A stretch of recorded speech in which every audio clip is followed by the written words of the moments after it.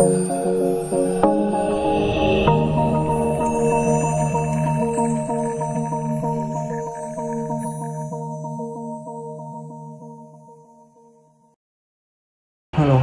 lagi bersama saya di mata kuliah Analisa dan Perancangan Jaringan Komputer. Pada kesempatan kali ini, di pertemuan ketiga, kita akan membahas masih di materi teori, yaitu membahas LAN dan WAN, lalu bagaimana bentuk implementasinya. Nah, fungsinya adalah untuk mendapatkan gambaran nanti ketika kalian merancang jaringan, baik itu jaringan LAN maupun untuk terhubung ke internet. Kalau misalnya kita lihat di sini, dua jenis infrastruktur jaringan yang paling umum adalah jaringan LAN dan jaringan WAN. Karena WAN sendiri itu merupakan jaringan yang sangat luas, jadi areanya itu luas. Ya, kalau kita lihat di slide ini, LAN ini infrastruktur jaringan yang menyediakan akses ke pengguna dan perangkat akhir atau disebut end device di wilayah yang geografisnya relatif kecil, misalnya di sebuah area. Walaupun berbeda gedung, tapi kalau areanya itu masih terbatas, itu disebut dengan local area network juga. Misalnya digunakan di dalam apartemen, di dalam rumah, atau jaringan bisnis yang kecil, atau seperti kampus misalnya, yang lokasinya itu berdekatan. Sedangkan kalau WAN, dari namanya jaringan area luas atau wide area network, ini dia wilayah geografisnya ini sangat-sangat luas, yang biasanya dimiliki atau dikelola oleh perusahaan yang besar atau penyedia layanan telekomunikasi. Dia bisa menghubungkan antar negara, misalnya bahkan antar benua. Nah, seperti itu. Kalau misalnya kita lihat contohnya dari gambar ini, yang berwarna krem ini adalah LAN, sedangkan yang berwarna ungu itu WAN. Misalnya ada jaringan di home office atau di Soho tadi, kemudian ada di kantor cabang branch, kemudian ada di kantor, ada jaringan kantor pusat. Nah, dia dihubungkan di mana lokasinya ini berbeda-beda. Soalnya bisa jadi beda negara seperti itu. Jadi Indonesia dengan Singapura, Indonesia dengan Thailand, dan sebagainya, Indonesia, Australia, antara kan biasanya perusahaan-perusahaan besar itu mempunyai banyak cabang di berbagai negara. Nah, jaringannya itu terhubung seperti ini. Dia memanfaatkan misalnya jaringan internet untuk menjalankan bisnis perusahaan. Kemudian kita lanjut. Nah, dari areanya sendiri, LAN ini kan geografisnya kecil nih, bisa menghubungkan perangkat akhir di area terbatas di sekolah, rumah, kayak kantor, dikelola oleh sebuah organisasi atau bahkan individu, misalnya seperti RT RW net. Nah, kalau dulu, LAN ini menyediakan bandwidth kecepatan tinggi dari end device ke perangkat antaranya. Kemudian kalau kita lihat WAN, di sini infrastruktur yang jaringan luas yang biasanya dikelola langsung oleh ISP atau penyedia internet. Dia menghubungkan misalnya LAN-LAN yang di bawah kendalinya itu melalui wilayah geografis yang luas seperti antar kota, antar negara bagian, atau antar negara, atau antar negara bagian mungkin seperti provinsi gitu ya. Tapi kalau di sana negara bagian kalau di Amerika. Kemudian antar provinsi, kemudian antar benua. WAN ini biasanya dikelola oleh beberapa penyedia, jadi gabungan misalnya dari Telkomsel dengan Singtel atau dengan AT dan T di Amerika, seperti itu jaringannya, supaya pelanggan dari Telkom ini bisa terhubung dengan pelanggan dari AT dan T di Amerika. Ya, kedua ISP ini harus bisa terhubung dengan protokol BGP tadi, jadi menghubungkan antar autonomous system atau AS yang menggunakan ASN atau autonomous system numbering. WAN ini biasanya menyediakan sambungan berkecepatan yang lebih lambat dibandingkan dengan LAN. Kemudian intranet dan extranet. Kalau intranet itu jaringan private, koneksi di pribadi LAN, dan extranet ini biasanya untuk jaringan yang publik. Organisasi ini bisa menggunakan extranet untuk memberikan akses yang aman kepada individu yang bekerja untuk organisasi yang berbeda, tetapi memerlukan akses ke data organisasi. Jadi misalnya ada sebuah instansi, walaupun beda instansi tapi saling terkait, bisa jadi kita memberikan akses terhadap data tertentu ke organisasi lain tersebut. Misalnya, contohnya sebuah perusahaan ini menyediakan akses untuk pemasok atau supplier dan kontraktor luar. Kemudian rumah sakit yang menyediakan sistem pemesanan untuk dokter. Jadi ketika misalnya kita ingin berobat kan sekarang harus datang dan kita walaupun belum jadwalnya kita sudah daftar dulu, harus datang. Nah beda kalau seandainya dia sudah memanfaatkan teknologi, jadi kita bisa booking untuk kita bisa daftar untuk mendapat layanan dari dokter tersebut secara online. Kemudian kantor pendidikan lokal yang menyediakan informasi mengenai anggaran dan pegawai ke sekolah-sekolah yang ada di bagian. Jadi misalnya Dinas Pendidikan kalau di Indonesia ya, Dinas Pendidikan itu menyediakan informasi mengenai anggaran BOS misalnya yang tersedia yang bisa disalurkan, kemudian data-data guru itu kan bisa didata seperti itu. Nah, contoh ilustrasi dari tingkat akses dari beberapa grup untuk terhubung ke internet, ke intranet perusahaan dan extranet perusahaan, lalu ke internet. Jadi kalau misalnya intranet ini hanya dipakai oleh perusahaan tersebut, company only. Jadi sistemnya itu tertutup. Nah, sedangkan extranet ini jaringan perusahaan di bagian tertentunya ini memungkinkan orang lain atau organisasi lain ini untuk bisa menggunakan sistem tersebut. Kemudian sedangkan internet ini berada di bagian paling luar karena sifatnya publik. Jadi kalau udah dibagi ke internet itu siapapun itu bisa mengakses. Kalau intranet masih bisa dibatasi hak aksesnya, ada yang boleh ada yang tidak. Sedangkan kalau internet itu benar-benar private. Nah, dan Octren kita bahas pada saat ini. Yang pertama adalah BOD atau Bring Your Own Device, yang kedua online collaboration, yang ketiga video communication, dan yang keempat cloud computing. Kalau misalnya kita lihat saat ini tren dari jaringan itu sendiri atau teknologi yang baru untuk perangkat pengguna akhir atau end device ini sudah masuk ke pasar-pasar, kemudian bisnis dan konsumen, dan kita harus menyesuaikan diri. Jadi seperti misalnya teknologi 5G kan di luar negeri sudah tuh, kemudian di Indonesia mulai masuk. Nah, perangkat-perangkat teknologi itu harus bisa mensupport.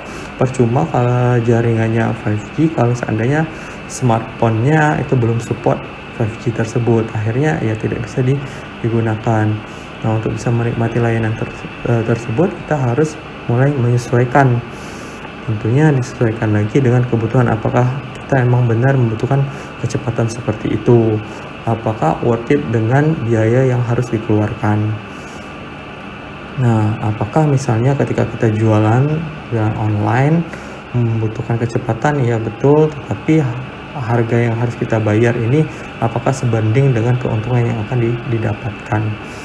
Ini akan mempengaruhi dari sisi finansial perusahaan atau sebuah organisasi, dan mempengaruhi juga tingkat kepercayaan dari konsumen tersebut untuk menggunakan jasa. Nah, apa itu BOD?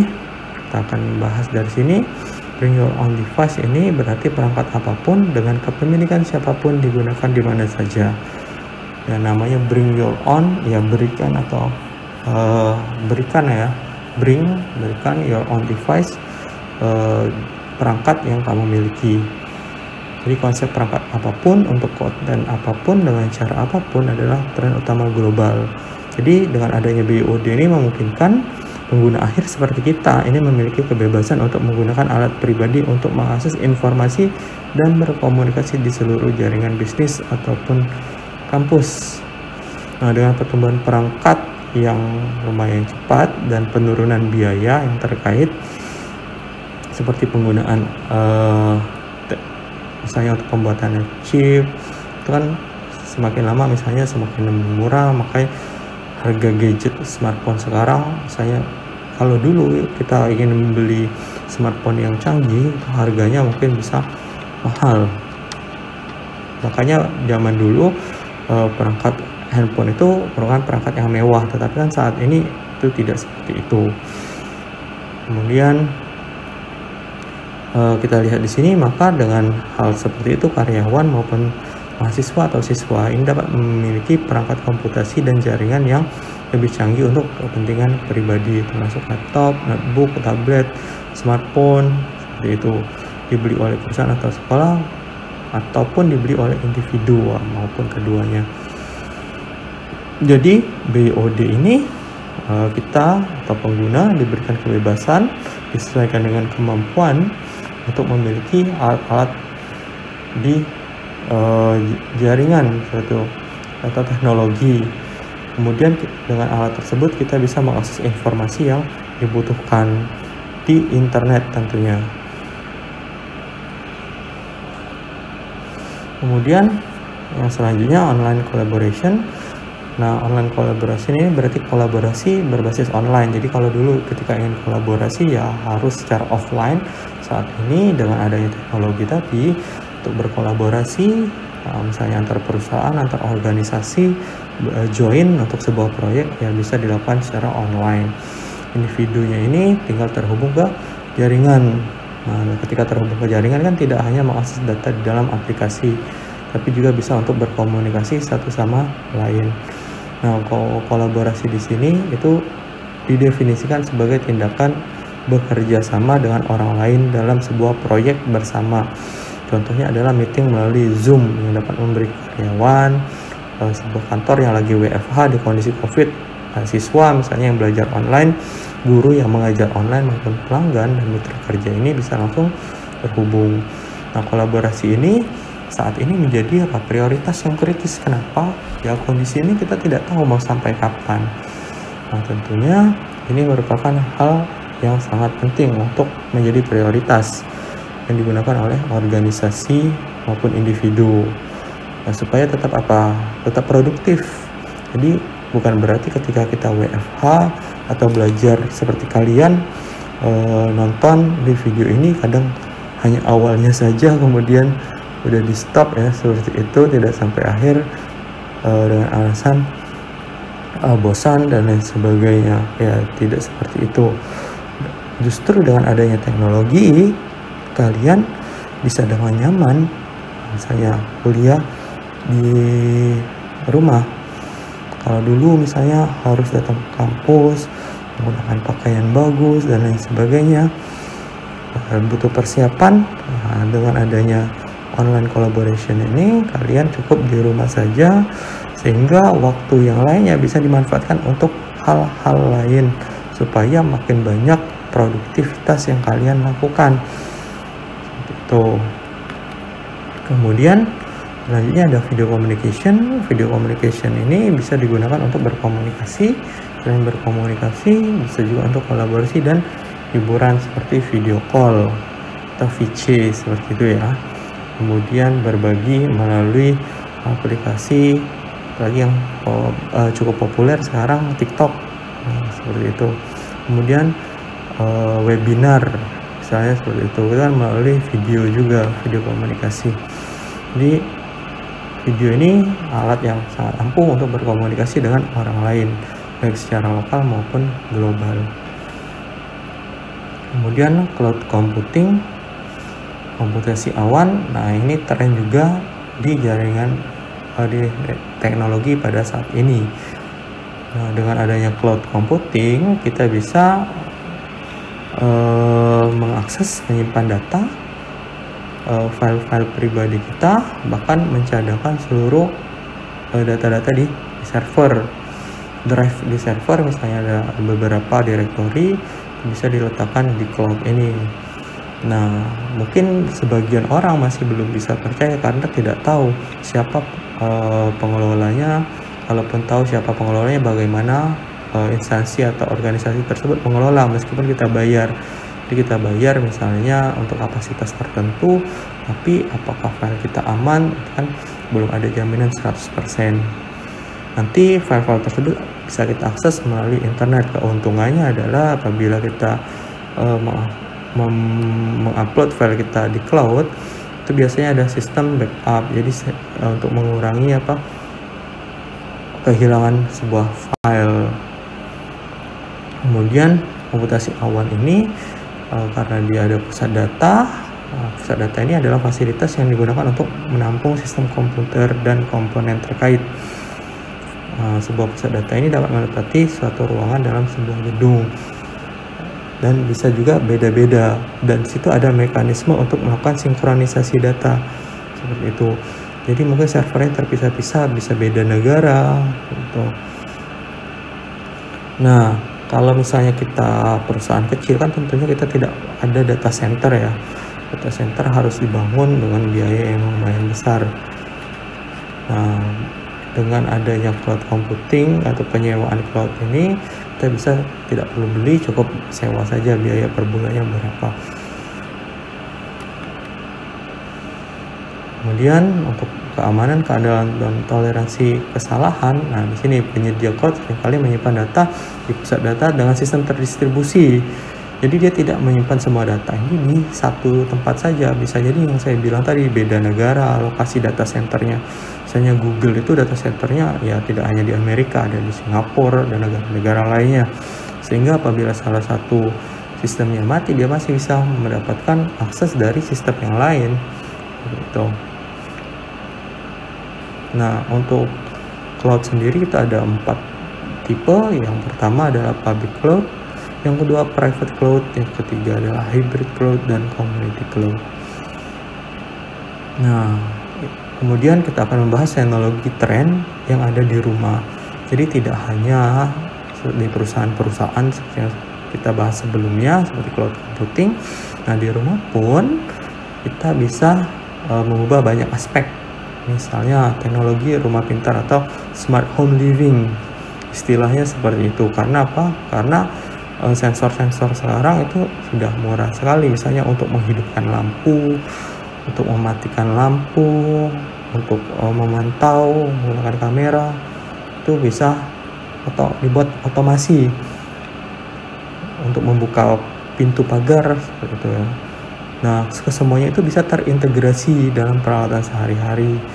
Misalnya microwave, oven, kita bisa mengatur atau memprogram kapan dia harus memasak, kemudian kapan dia harus menghangatkan. Bisa dihubungkan dengan kalender juga, kemudian kulkas atau lemari es gitu ya. Itu bisa, saat ini sudah berubah. Jadi yang pintar itu tidak hanya ponsel saja, ponsel pintar atau mobil saja yang bisa berkendara sendiri. Peralatan-peralatan di rumah juga bisa diatur secara pintar seperti ini. Jadi kita menggunakan aplikasi, misalnya saat ini banyak sekali lampu, misalnya salah satu merek, misalnya merek Barbie atau speaker yang bisa diatur melalui aplikasi di smartphone kita. Ingin mengganti warna lampu, mematikan lampu, menghidupkan lampu, menyalakan suara, seperti itu. Semua bisa dimonitor atau terkontrol dari smartphone di satu genggaman. Kemudian ada powerline networking. Nah, powerline networking ini dia menggunakan adapter saluran listrik. Nah, beda kalau misalnya sebelumnya itu menggunakan, ya kita harus grounding kabel. Dengan powerline ini dia bisa menggunakan saluran listrik standar, mana perangkat ini dapat terhubung ke LAN dimanapun yang ada stop kontak listriknya. Jadi tidak perlu ada kabel data yang perlu dipasang, cukup memanfaatkan kabel listrik tadi. Nah, jaringan powerline ini berguna ketika titik akses nirkabel ini tidak dapat mencapai semua perangkat di rumah. Jadi ada sudut-sudut tertentu, misalnya ada ruangan-ruangan tertentu kita pasang titik akses di suatu tempat sudah di bagian sentral, tapi masih ada tempat yang blank spot istilahnya, tidak mendapatkan sinyal. Nah, dengan menggunakan jaringan power line ini, ya tempat tadi masih bisa mendapat atau terhubung ke jaringan LAN yang ada di rumah. Tapi jaringan power line ini bukan pengganti kabel khusus jaringan data, tapi hanya sebagai alternatif. Oke. Nah, kalau misalnya kita lihat power line seperti apa ya, seperti ini. Itu ada adapternya, terhubung melalui kabel listrik, power line connection. Nah, kalau misalnya kita lihat ada wireless LAN router di sini, mungkin di bagian atas ini tidak bisa terhubung ya, dia bisa menghubungkannya dengan kabel listrik tadi. Nah, kita lihat dia menggunakan black 404 port power line adapter di bagian ini. Ini menggunakan kabel listrik masing-masing ini, jadi ketika ingin terhubung ke jaringan LAN, tinggal dicolok saja ke port power line ini. Kemudian ada wireless broadband. Ya, memang saat ini kabel sama DSL ada sebagian tidak tersedia ya, sehingga nirkabel ini dapat digunakan untuk menyambung ke internet. Nah, saat ini tempat-tempat umum itu sudah banyak. Nah, salah satu yang paling populer adalah WiFi ready kalau di Indonesia. Jadi kita bisa menghubungkan pelanggan ke titik akses atau hotspot yang sudah ditentukan menggunakan teknologi nirkabel. Jadi misalnya kita berlangganan IndiHome, kita punya akses. Nah, ketika misalnya kita sedang tidak berada di rumah kan tidak terpakai tuh. Tapi karena kita punya akun, kita bisa terhubung misalnya dengan WiFi ID dengan akun IndiHome kita. Kemudian di sini solusi nirkabel lain adalah broadband nirkabel. Jadi menggunakan teknologi seluler yang sama dengan ponsel pintar. Jadi dia menggunakan antena penerima. Jadi ini biasanya untuk daerah-daerah yang kontur atau geografisnya ini lebih tinggi, jadi ketutup ya.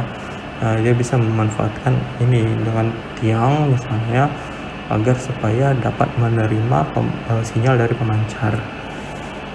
Dan apabila ditarik kabel itu tidak memungkinkan, misalnya ada sebuah pulau yang nyebrang, kalau hanya untuk terhubung ke 1-2 rumah ya mungkin tidak efektif kalau pakai kabel ditarik seperti itu ya.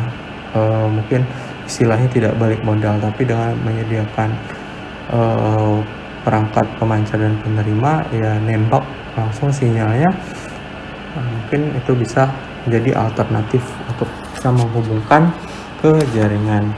Oke, pertemuan ketiga kali ini untuk tren di jaringan yang ada pada saat ini cukup sampai di sini. Jika ada pertanyaan silahkan ditanyakan melalui Classroom maupun melalui grup WA. Terima kasih sudah menonton video ini. Selalu jaga protokol kesehatan. Sampai jumpa di pertemuan selanjutnya. Salam budi luhur.